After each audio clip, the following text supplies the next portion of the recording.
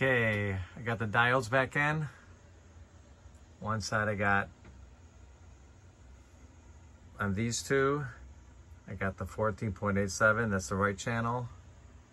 And on the left channel, on the bottom two, I got the 16.8. Now, I have probes across the emitter resistors, and they both read 0.3 when you start. Now, I'm gonna turn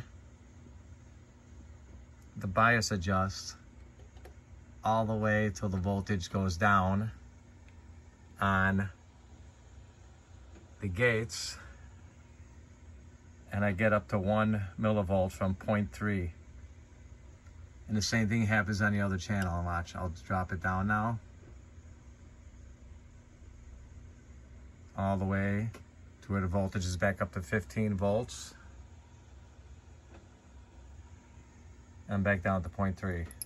So this might be a sign that it's working, even though the protection light goes on, because I just have the diodes connected in the back. You can see the 4 diodes there. 1, 2, 3, 4. But this might be it.